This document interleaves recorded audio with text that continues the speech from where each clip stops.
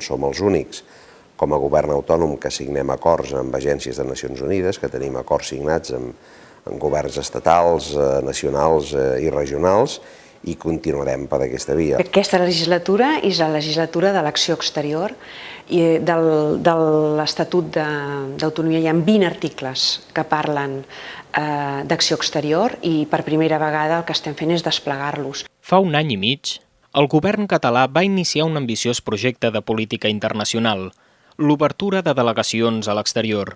Actualment, Catalunya és present als Estats Units, Alemanya, Regne Unit, l'Argentina i França.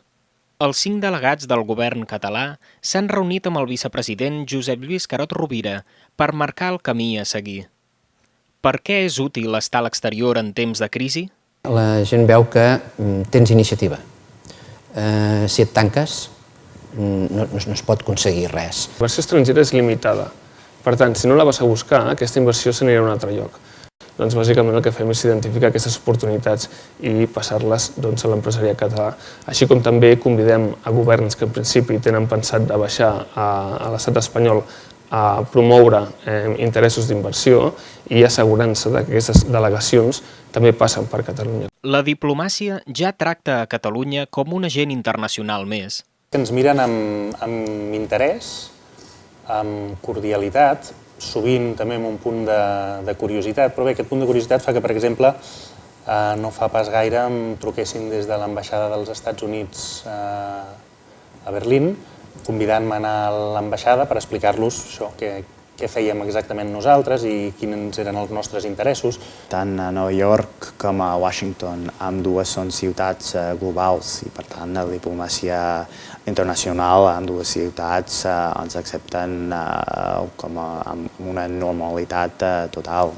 En aquests mesos s'han fet avenços molt importants en relacions internacionals i en matèria de cooperació. A més, el Pla de l'Acció Exterior assegura que aquesta política internacional es mantingui en el temps.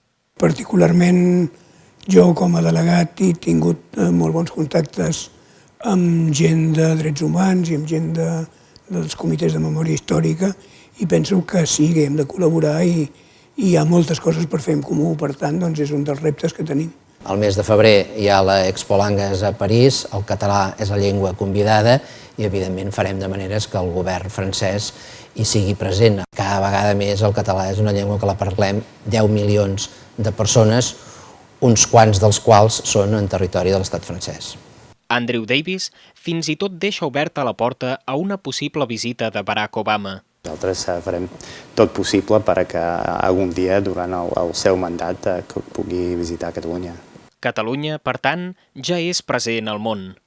Tal i com apunta el vicepresident del govern, prova de la feina feta són les reaccions d'alguns. Per això queda clar, precisament, per les crítiques que ens fan aquells que no volen que Catalunya tingui una acció exterior pròpia. Aquests sí que veuen exactament què és el que estem fent.